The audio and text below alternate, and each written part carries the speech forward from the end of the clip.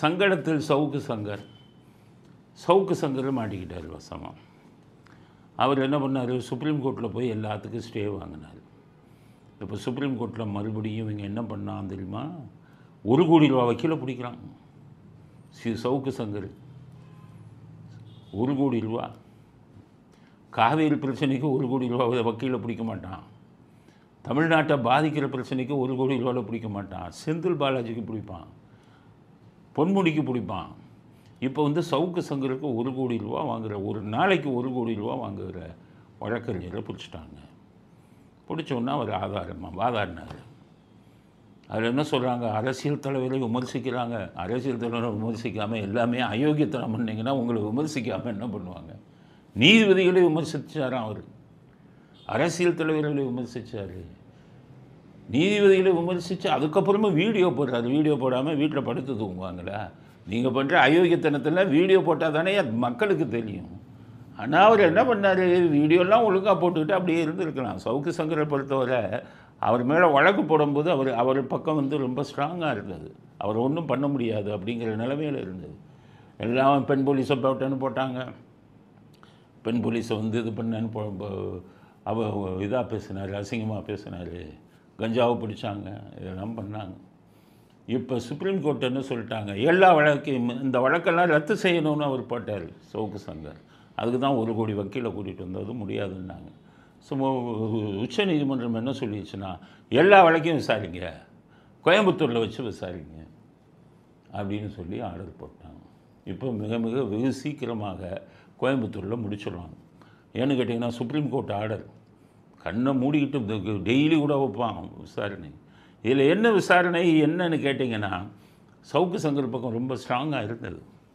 ஆனால் அவர் காவல்துறையில் பிடிபட்ட உடனே இதுக்குன்னு ஒரு ஆள் வச்சுருக்காங்க, வருண்குமார். அந்த ஆள் ஃபோனை பறித்து ஃபோனு உள்ளே இருந்ததெல்லாம் எடுத்து, ஃபோன் உள்ள சவுக்கு சங்கர் நிறைய விஷயங்களை வச்சுருந்தார், வீடியோ, அதெல்லாம் பிடிச்சிட்டாங்க. அவர் தனக்குத்தானே சூனி வச்சுக்கிட்டார். அந்த வீடியோக்கள் தான் இப்போ அவருக்கு எதிராக இருக்குது. கஞ்சாவை பிடிச்சோம் அப்படின்னு சொல்லி வழக்கு.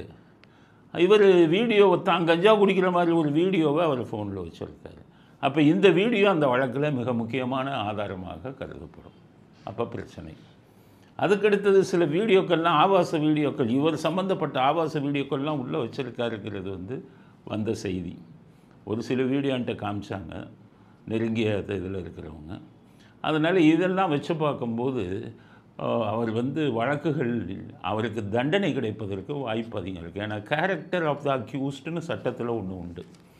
அதாவது ஒருத்தர் மேலே குற்றச்சாட்டு வச்சுருந்தாங்கன்னா அவரை கோர்ட்டு கொண்டு போனாங்கன்னா அது போலீஸ் தரப்பில் என்ன பண்ணுவாங்க, இவர் மோசமானவர், இவருடைய கேரக்டர் மோசம் அப்படின்னு அதுக்கு ஆதாரம் கொடுத்தாங்கன்னா ஜட்ஜு பார்த்துட்டு, ஓ இவ்வளோ மோசமானால அப்போ இந்த வழக்கில் தண்டிச்சிடுவோம். சுப்ரீம் கோர்ட்டு என்ன சொல்கிறாங்க, ஒரு வழக்கை நீ விசாரிக்கும் போது அக்யூஸ்டோட கேரக்டரை பாரு, கேரக்டர் மோசமாக இருந்தால் இந்த தப்பையும் பண்ணியிருப்பான்னு முடிவுக்கு வந்துருங்கிறாங்க. அந்த கேரக்டர் ஆஃப் த அக்யூஸ்டுக்கு இவர்கிட்ட பறிமுதல் செய்யப்பட்ட வீடியோக்கள் எல்லாம் உபயோகித்தால், இவருக்கு எதிராக உபயோகித்தால், இவருக்கு 2-3 வழக்குகளில் தண்டனை கிடைப்பது உறுதியாகிடும். இந்த பெண் போலீஸ் வழக்குலையும் கஞ்சா வச்ச வழக்குலையும் தண்டனை கிடைப்பது உறுதியாகிவிடும். அதனால் விஷல் ப்ளோயர்னு பேர் இவங்களுக்கெல்லாம் ஆங்கிலத்தில். அதாவது சமுதாயத்தில் நடக்கும் தவறுகளை விசாரித்து வெளியில் சொல்லக்கூடியவர்கள். இவங்கெல்லாம் நாட்டுக்கு தேவை. இவங்க பல விஷயங்களை உண்மையை வெளியில் கொண்டு வருவாங்க. ஆனால் அந்த விஷல் ப்ளோயர் ரொம்ப கேர்ஃபுல்லாக இருக்கணும், தான் யோகியனாக இருக்கணும், யார்கிட்டையும் பணம் வாங்கக்கூடாது, லஞ்சம் வாங்கக்கூடாது. அப்படி பண்ணிங்கன்னா எல்லோரும் ஒன்றா சேர்ந்து கவுத்திடுவாங்க. அதுதான் இப்போ சவுக்கு சங்கருக்கு ஏற்பட்டது.